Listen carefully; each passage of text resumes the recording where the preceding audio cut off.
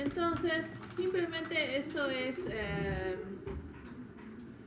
el otro extremo del proceso, ¿no? Que hemos dicho que en este caso el linfocito B, normalmente un linfocito B marginal o extrafolicular, reconoce el antígeno directamente, lo procesa y así procesadito se lo presenta al TCD4 Plus como una APC. Y esta CD Plus, que técnicamente ya estaba ya activada, ahora de que ya está activada, va a especializarse. En este caso significa de que la especialización de este T-helper no va a ser ni TH1, ni TH2, ni TH17. Va a ser THF de helper folicular. Significa que es una estirpe propia del sistema o del proceso. Bien. Llegamos a hablar del apteno transportador, sí, ¿no? Sí. Entonces aquí es donde nosotros vamos a darnos cuenta de que si bien el linfocito T ya había sido activado gracias a otra célula presentadora de antígeno y que esta otra célula presentadora de antígeno le había mostrado el antígeno de forma lineal y normalmente no con el apteno, solo el transportador, hacía el linfocito sí que reconociera su antígeno, pero no con tanta eficacia como lo haría si pudiera reconocer el apteno. Y el encargado de darle el apteno también de forma lineal sería el linfocito B en su segunda activación. Significa de que en los linfocitos T genera un efecto de mayor eficiencia. Adicionalmente a esto también vamos a ver de que el linfocito T como media la activación ahora de los linfocitos B foliculares. Dijimos linfocito extrafolicular, T helper y luego los foliculares que están ahorita en el folículo esperando a ser activados. En este caso, este proceso se va a mediar a través de la interacción del receptor CD40, específicamente el CD40 del linfocito B y el CD40 ligando del linfocito T, que si bien acá lo mencionamos como un ligando, también es un receptor. Entonces, identifiquemos un poquito las cosas aquí. Nosotros tenemos por este lado, acá, por ejemplo, podemos reconocer un receptor de inmunoglobulina, ¿no? El BCR del linfocito B. Pero ahorita no está relacionado con nadie. Quien está actuando aquí es el MSH de clase 2. Entonces está uniendo al PCR. Y el CD40 va a trabajar como una molécula coestimuladora, que se va a unir entonces CD40 a CD40L. Este proceso va a generar citoquinas, va a hacer una producción de citoquinas, las cuales van a ser reconocidas, es decir, acá a este punto van a ser reconocidas, el linfocito T produce citoquinas reconocidas por el linfocito B y esto lleva a la iniciación de la proliferación en el centro germinativo. Significa de que procedemos a la activación de los linfocitos foliculares. Por lo tanto, y esto va a generar también a mayor secreción de inmunoglobulinas porque van a transformarse en células plasmáticas.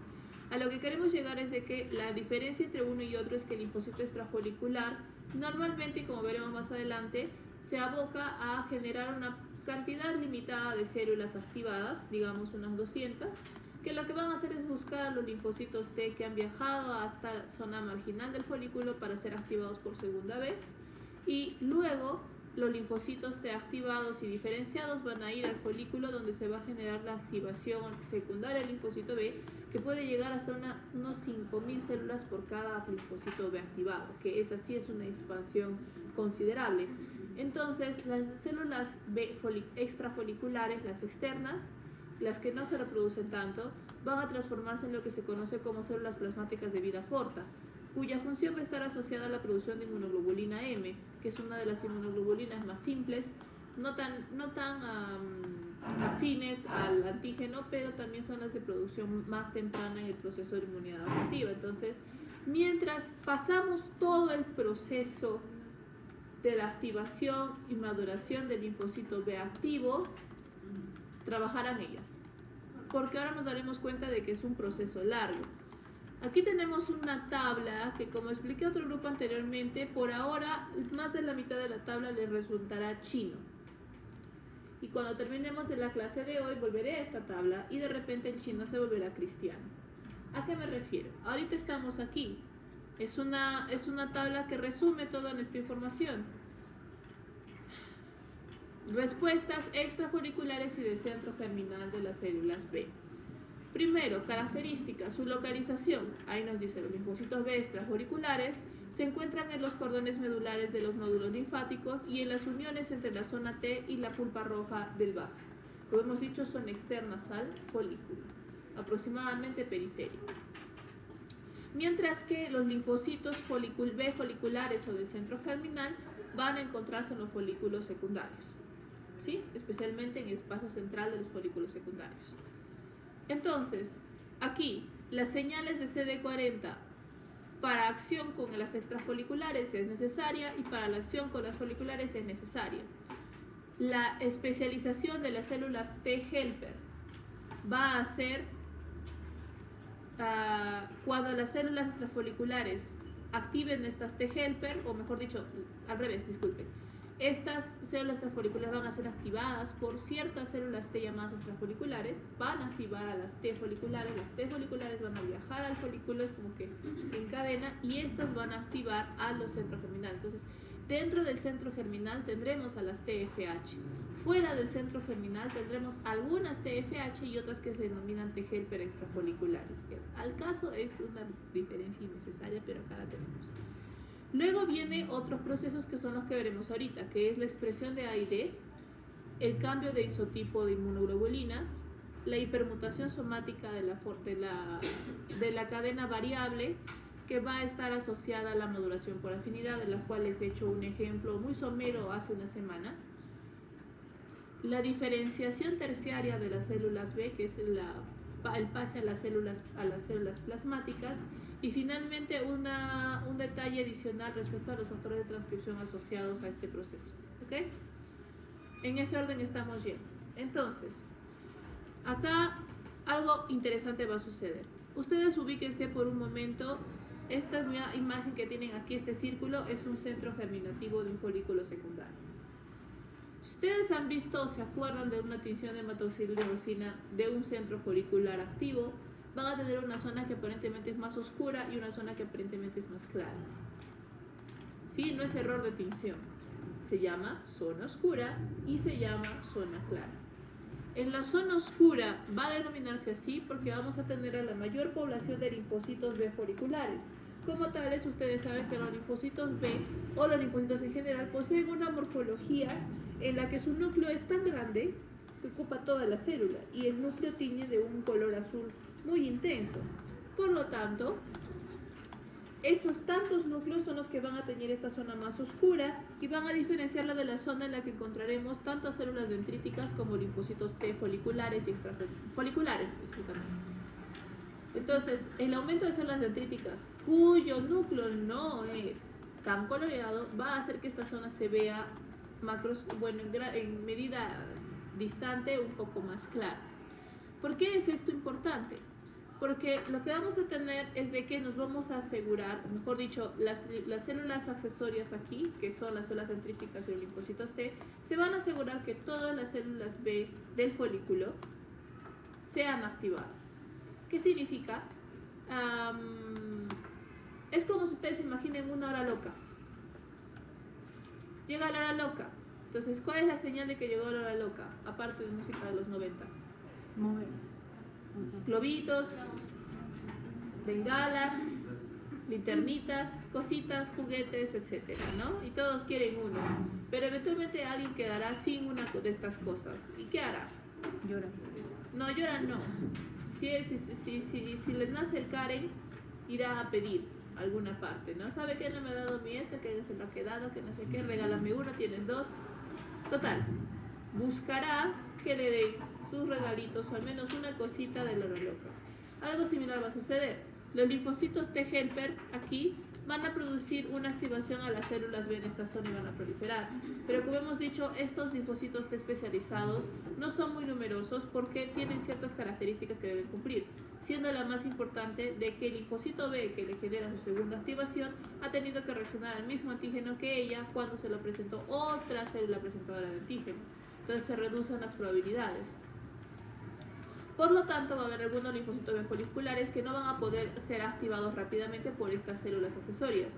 Por lo tanto, abandonarán la zona oscura, irán hacia la zona clara y buscarán a las células dendríticas foliculares residentes del folículo y a las células T foliculares para que éstas los activen. Y una vez activados volverán a su zona oscura y seguirán proliferando.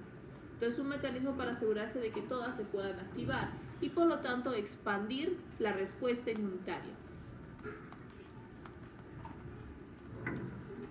Cabe resaltar de que, como he mencionado hace un ratito, las células dendríticas foliculares son residentes, presentan el antígeno sí, pero no a través de su MCH2 porque no tienen. Tienen algo que se llama icosoma, ¿no? El famoso icosoma o también el denominado, no solo el icosoma, también tienen los receptores a complemento, CR2, CR3, etc. Entonces, el icos o icosoma va a ser muy importante, pero para otra célula. En este caso, el icos o receptor icos y icos ligando van a ser importantes para la diferenciación y especialización del linfocito T helper folicular. Entonces, en realidad este proceso se da en primera instancia por bloqueo de las otras vías de especialización que ustedes ya conocen. Entonces ustedes ya saben de que normalmente ciertos antígenos o ciertas citocinas incluso van a tener lo que hemos dicho en la clase de citocinas, que es una polarización de un estirpe. Entonces, citocinas asociadas a antígenos intracelulares generarán un estirpe TH1, citocinas asociadas a procesos antiinflamatorios y humorales tendrán un estirpe TH2 y las citocinas asociadas a microbios extracelulares tendremos una estirpe TH17. ¿Y qué hacemos con los THF? No es una estirpe convencional, pero también van a tener que responder a los antígenos de la activación de los linfocitos T, independientemente de qué antígeno sea, porque ahora estamos buscando los linfocitos B. Por lo tanto, vamos a generar un proceso de bloqueo de las otras estirpes. ¿Cómo funciona? En primer lugar, tenemos el estadio inicial clásico, que es una célula dendrítica, le presenta el antígeno al linfocito T. T naif pero maduro, y se transformará en una célula T activada. Esta célula T activada, como hemos dicho, esta es la primera activación, producirá en pequeñas cantidades BCL6, que es una de las moléculas importantes en este proceso, y también expresará CXCR5, que como hemos dicho, es el receptor de CXCL13 y por lo tanto hará que el linfocito T vaya hacia el folículo. En su camino se encontrará con la célula B activada. ¿Activada por quién? La que se activó sola, reconociendo al antígeno, e interactuará. El objetivo de que el linfocito T se convierta en T helper folicular. ¿Cómo lo logrará? El reconocimiento del antígeno, adicional al reconocimiento de icos y icos ligando siendo del linfocito B, llevará a la sobreexpresión de BCL6, es decir, de que su expresión aumentará mucho más. Y este BCL6 bloqueará la diferenciación de las estirpes TH1, TH2 y TH17, lo que permitirá la diferenciación en THF. Y como un THF podrá viajar hacia el centro folicular y aquí producirá una de sus citoquinas canónicas. Hemos dicho que canónicas sirven para reconocer a esta población en particular, que es la interleuquina 21. ¿Por qué es canónica? Esta citocina es necesaria ya que promueve la proliferación y el desarrollo del centro germinal. Entonces, cuando ustedes ven, por ejemplo, un duodeno con placas de Peyer, ¿sí? Técnicamente han tenido que inducir una preinflamación en ese intestino, porque normalmente los folículos linfáticos en una persona sana nunca van a ser tan grandes. Ese ya es un proceso de inflamación. Eso implica que los centros germinativos son pequeños en un estado basal y crecen de tamaño lógico por la proliferación de los linfocitos B, en donde ya es visible el centro germinativo, que recibe ese nombre porque fue encontrado justamente al activar los linfocitos B y generar una proliferación. Ese es un punto importante. Bien. Entonces, habiendo culminado esa parte, podemos pasar al cambio de isotipo de cadena pesada. Preámbulo. Habíamos dicho de que los anticuerpos van a tener una región constante, de la cual la fracción cristalizante está encargada de interactuar con moléculas canónicas del ser humano, como el complemento, otros anticuerpos y receptores de células, es decir, de que van a ayudar al reconocimiento de antígenos por fagocitos, por células inmunitarias, linfocitos, incluso por las propias células B, ¿sí? Que trabajan como APCs. Entonces, en ese sentido, aparte de que tiene muchas funciones, esta zona constante no podría cambiar o no podría mutar mucho porque tiene funciones establecidas a lo largo de la evolución, ¿sí? Es algo que debe conservarse. Pero al mismo tiempo no puede ser igual entre un anticuerpo y otro. Significaría que los anticuerpos no tienen funciones específicas y todos hacen lo mismo. Y como hemos visto en la tabla anterior, eso no puede ser posible porque cada anticuerpo tiene una función. Implicaría que las cadenas constantes o las fracciones cristalizantes de cada anticuerpo son diferentes para que cada uno se le pueda reconocer como algo diferente. Y ahí vienen los isotipos. Ahora, no confundir con el hecho que les he dicho de que no son variables, no lo son. Significa de que el gen de los anticuerpos va a tener la información necesaria para producir cualquiera de los 5 isotipos.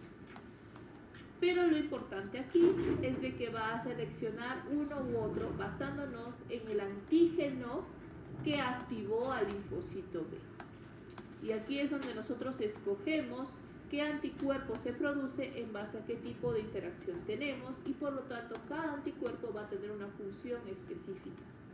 Entonces, como muestran en pizarra, algunas citocinas y reacciones van a producir o inducir respuestas específicas. Por ejemplo, digamos que tenemos un virus que ingresa dentro de una célula. Sabemos de que la célula, cuando hemos visto interferones, sabemos de que la célula producirá interferón de tipo 1. Este interferón de tipo 1 será reconocido por células anexas y otras células inmunitarias y producirá interferón de tipo 2, que es el interferón gamma. La producción del interferón gamma y la activación de los linfocitos T y su cambio a estirpe TH1, ayudados del THF, nos hará un cambio de isotipo a la inmunoglobulina G.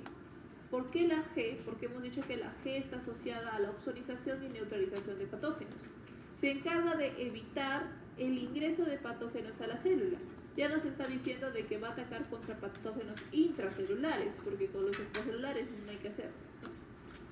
Si su idea es bloquear el ingreso a quienes no entran, no les afecta. Bien. Por otro lado, otro ejemplo pueden ser los helmintos. A diferencia de otros patógenos, algunos parásitos pequeños que pueden ser fagocitados por macrófagos o monocitos, un helminto es gigantesco para una célula. Si nosotros lo pensamos de esa manera, a pesar de que el helminto es unicelular, si nosotros lo pensamos de esa manera, imagínense que ustedes son una célula y el helminto es del tamaño de la columna horizontal en medio de la clase. Y se lo tienen que comer. No hay forma, ¿sí? No podemos, ¿ok? Significa de que no vamos a destruirlo comiéndonoslo, vamos a destruirlo a combos, ¿verdad? Y en este caso los combos van a ser los gránulos de los granulocitos. Por lo tanto, tenemos que promover la degranulación de células como los eosinófilos, como los mastocitos o como los basófilos. En este caso, también puede ser eso, puede ser hipersensibilidad, ¿no? Entonces, aquí también, debido al helminto, se va a producir la interleuquina 4 y la polarización de los T en TH2. Todos estos mecanismos adicionados al THF producirán, por lo tanto, la inmunoglobulina E, que es la encargada de promover la degranulación de los granulocitos, ¿sí? Y así tenemos más. Por ejemplo, TGF-beta, que se encuentra en las mucosas, producirá o incentivará la producción de inmunoglobulina A, que es la encargada de la defensa de mucosas, porque esta inmunoglobulina le es muy fácil atravesar epitelios. Entonces podrá alcanzar mucosas incluso externas, ¿no? En membrana apical, por ejemplo. Bien, estas señales también van a estar mediadas por CD40. Recuerden de que CD40, hace un ratito mostramos una imagen, ¿no? Que los T foliculares interaccionaban con los linfocitos B, CD40 y CD40L, y eso promovía la diferenciación y proliferación a través de la producción de citoquinas. Específicamente también va a producir la activación, o vamos a generar la inducción de AID. Entonces, AID se la menciona hace un ratito en tabla. ¿Qué significa? Desaminasa inducida por activación. y ella va a ser indispensable para el cambio de isotipo. En este caso, el cambio de isotipo no toca a la región BDJ del gen. Significa que la región BDJ, que es la región variable, que tiene su separación por afinidad, no es un cuidado, no es un tema que tratemos el día de hoy. Entonces, en este caso, la modificación genética que vamos a tener en la región constante es independiente de la región variable. Aquí tenemos una imagen que nos está resumiendo lo que hemos mencionado hace un ratito con las inmunoglobulinas producidas en base a cada estímulo, ¿sí? Y ahora vamos a desempolvar nuestra biología molecular. Sí. ¿Cómo es que la ¿Y clase? quién mejor que yo para explicar esto? Desempolve.